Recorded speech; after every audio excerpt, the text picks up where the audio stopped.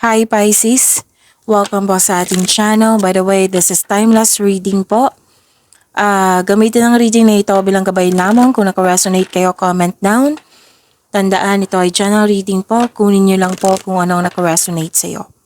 This is for you, Pisces.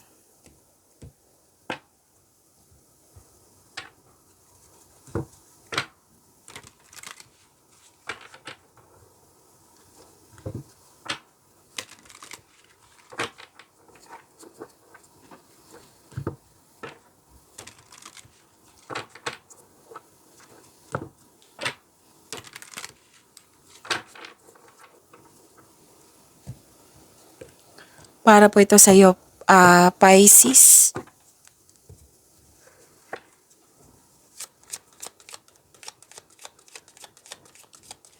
Maraming salamat po sa inyong patuloy na suporta sa mga nag-donate, sa mga nag-donate, sa mga hindi nag-skip ng ads. Maraming salamat po. Sa mga hindi pa nag-subscribe, subscribe na po kayo at click bell notification para malaman nyo na may bago tayong video. Para sa mga gustong magpa-reading, comment po kayo ng personal reading. Again, comment kayo ng personal reading and check my reply sa comment section.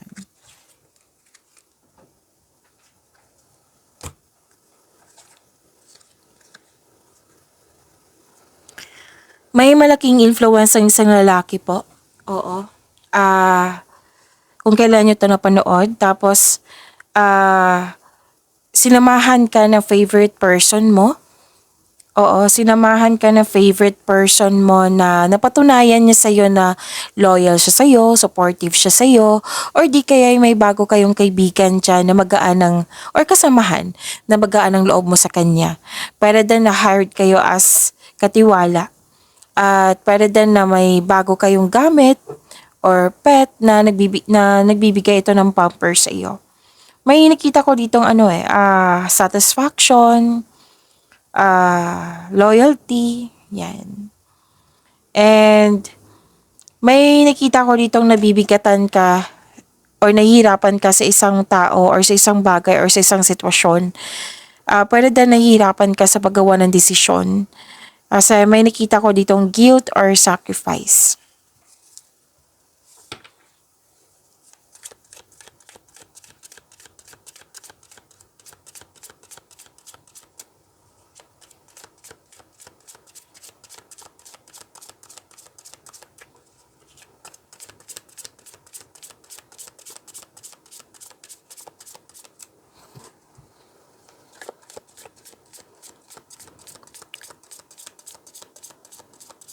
Energy po ni Pisces.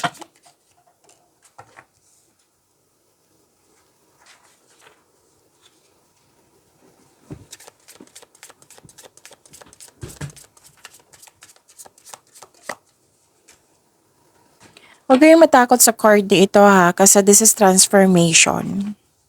Walang mangyayaring masama, okay? So takpan ko na lang para hindi kayo ma-distract. Pero isahalit natin siya sa reading natin ngayon, Pisces.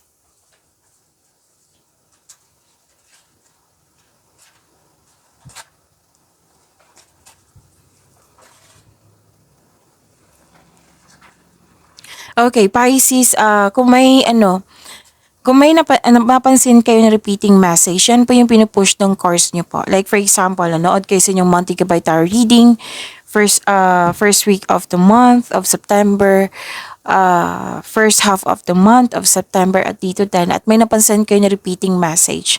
Yan po yung pinupush ng course nyo na kailangan yung bigyan ng atensyon, solusyon at aksyon kung maaari po. So na yung energy ni Pisces.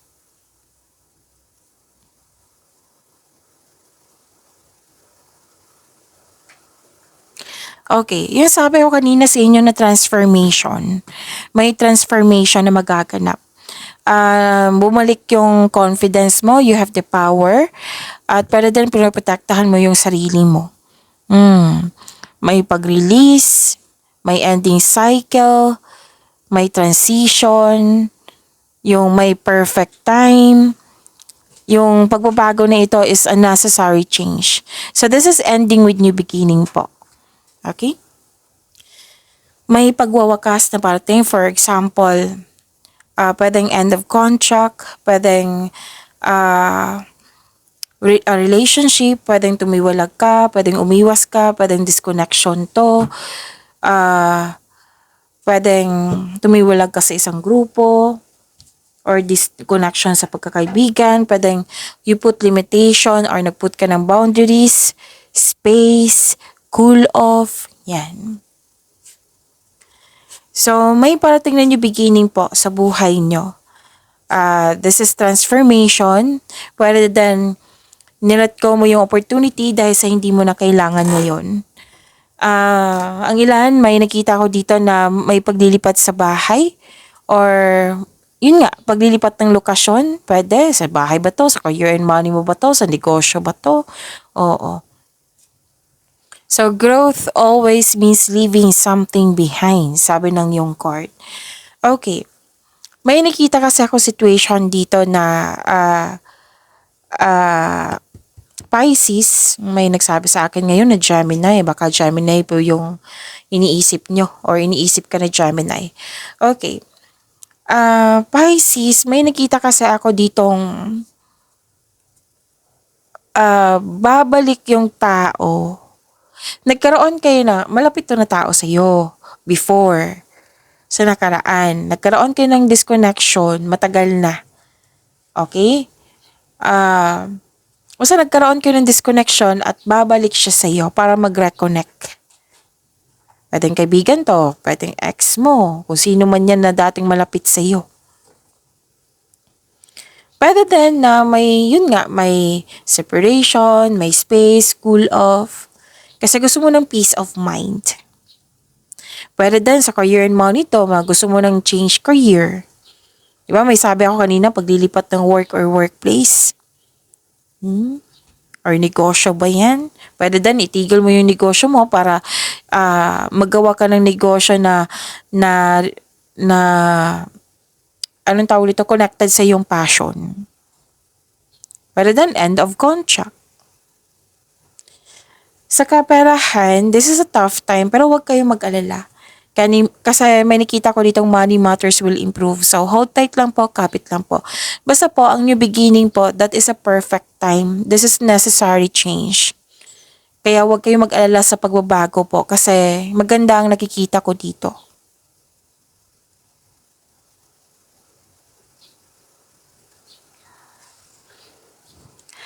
Okay, nakikita ko dito na may conflict or argument or challenge.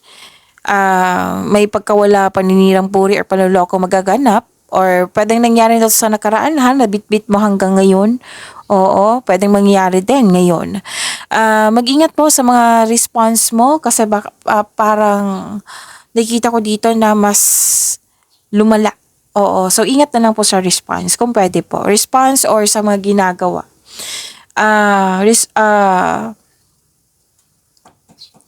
Sabi kasi ng card nyo dito na communication is the key. Improve your communication, i-address mo yung hurt feelings mo. Mag-usap at ng mahinahon at magawa kayo ng adjustment kung kinakailangan po. Okay? And kung itong taong ito ay paulit-ulit na lang niyang ginagawa. So this card asks you that is ayusin ko lang. Yung tao ay paulit-ulit na lang yung ginagawa na masaktan ka. So this card tells you na baka kailangan nyo na pong mag-decide. Pwede din toxicity ito na toxic ito na place or kasamahan. So, makinig po daw kayo sa inyong intuition kasi it will guide you away from toxicity.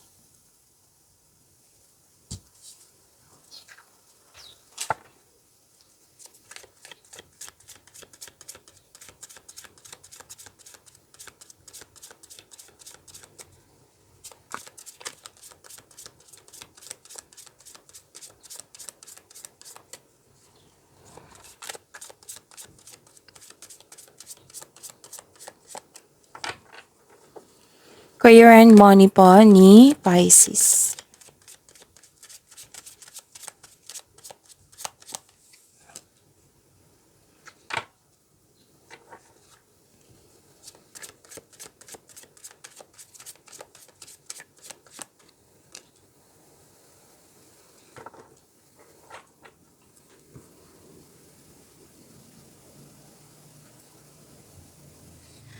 Sa career and money po,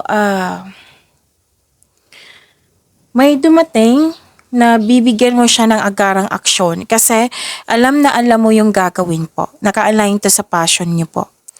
So, ito ng oras. Malakas kasi yung loob mo dito, oh. Ito ng oras na mag-take action kasi yung mga proyekto, ideas. Consider this card as a green light to begin. So, this card asks you na kailangan maging confident ka sa paggawa ng mga aksyon. Oo. Tapos, huwag kayong mag-alala kasi marami naman nagsuporta sa iyo dito.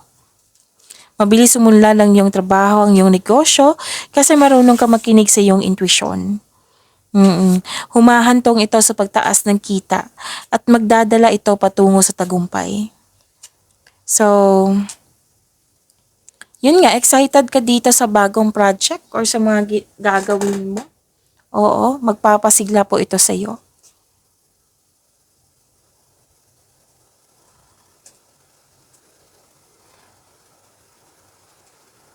So, kung may narinig kayong ingay ha, malakas po ang ulan ngayon.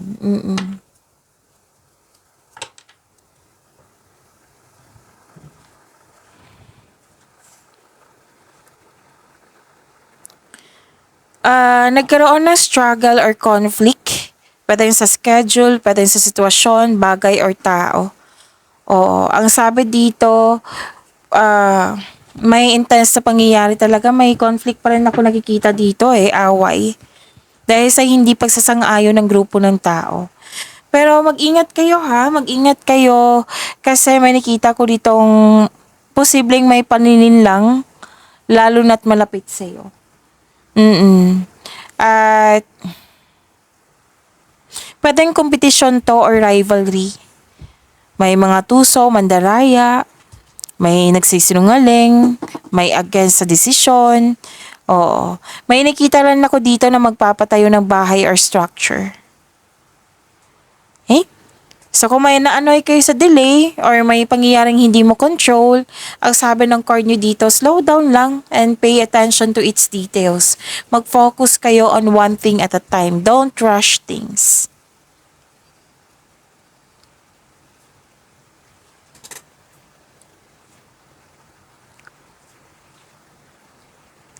Okay, ang ganda nito kasi makakatanggap ka ng mana or pension or retirement o masaganang ani ng buhay. So this is wealth wealth, nagkaroon ng time sa grupo ng tao or family. Okay, so may nakita talaga ako ditong inheritance. May natapos kayong gawain dyan or project. Oo.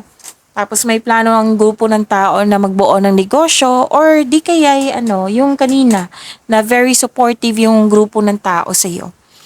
At may alok din dito na business partnership.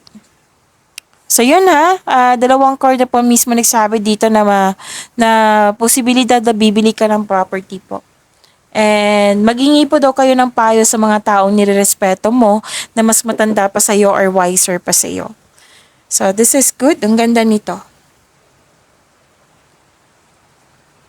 Okay, may magaganap na signing of contract or deal sa isang tao, promises sa isang tao, agreement sa isang tao, commitment sa isang tao. May magaganap na challenges, 'di ba? Pero huwag kayong mag-alala kasi magkakaroon po siya ng positive outcome. Oh, kung may job interview or any kind of negotiation po, maaring maging successful ito.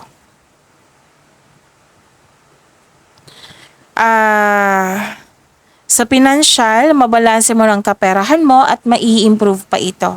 May hustisya na parating sa iyo, Pisces. Okay, so this card asks you na gamitin mo yung logic mo and remain objective dahil ito ay nakatulong na ma-uncover mo ang katotohanan sa isang sitwasyon. So yun ha, may positive outcome po. Kung may legal issues kayo, mananalo ka, mare-resolve ito. Okay? So stay true to yourself and act with integrity. So have faith na ang imbalance sa sitwasyon are now working out in your favor.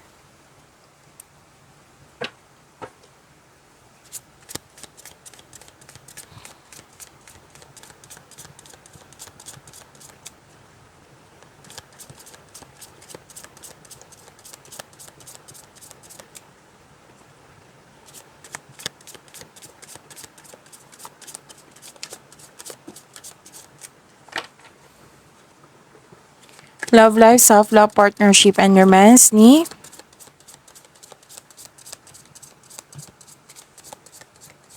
Pisces.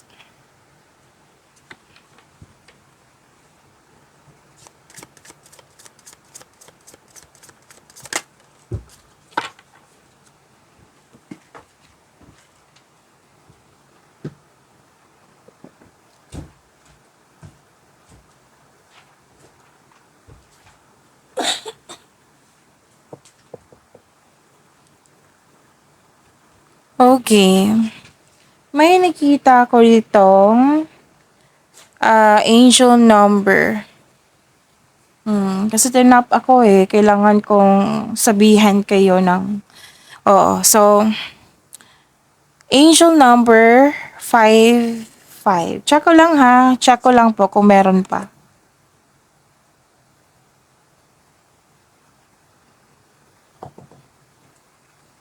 Okay. Angel number 55. What to do when you see angel number 55? Be open and adopt. Okay? Kung may changes dyan, kailangan nyong ma-adopt ito. I-embrace yung mga pagbabago. Pero yung willingness to adopt the changes. Okay? At i-release nyo yung nakaraan. Okay? Consciously let go of past grievances, takot, any negative energy na dala-dala mo. Kailangan mong i-release yan. So, stay positive, maintain an optimistic outlook, and have faith na ang changes na ito, it will lead you to a more fulfilling life. Oo. And bigyan ng action yung binigay na opportunity sa iyo. Okay? At makinig din kayo at magtiwala sa inyong intuition. And connect with yourself. Self-reflection, meditation. Oo. So that is angel number 55.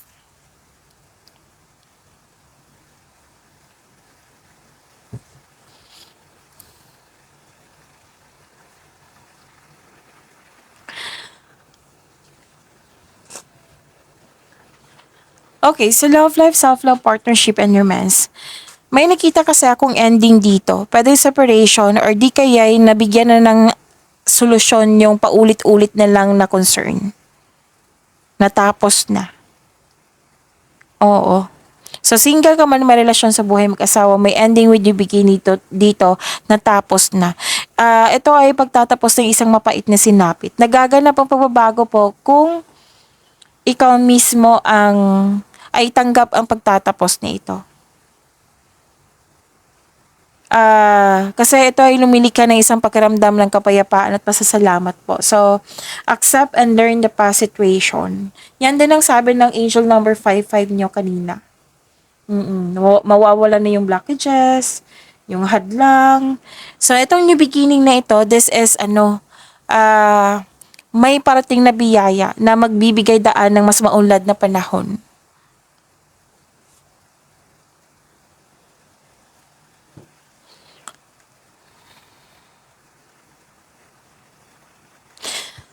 Okay, may makulit na energy dito.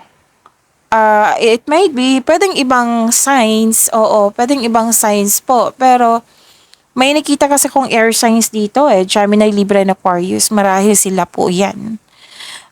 Kasi aggressive, nangungulit, makulit, or malakas ng energy. So, yan yung influence nila ngayon kung kailan nyo ito napanood. Okay? Okay. Kung bagong tao to, kilalanin ng mabuti. Kung hindi man bago yan, tapos in-approach kayo ulit, then alamin mo munang mabuti. Kilalanin mo munang mabuti. Alamin mo yung intention niya. Pero so far, wala pa naman na nakita dito yung course nyo na masama tong tao to. Walang sinabi so far ha. Tingnan natin sa susunod na reading natin. Okay? Okay. So, ayun po. Pag-imanin niyo po yung blessings na binigay sa inyo, Pisces. See you tomorrow. Maraming salamat po.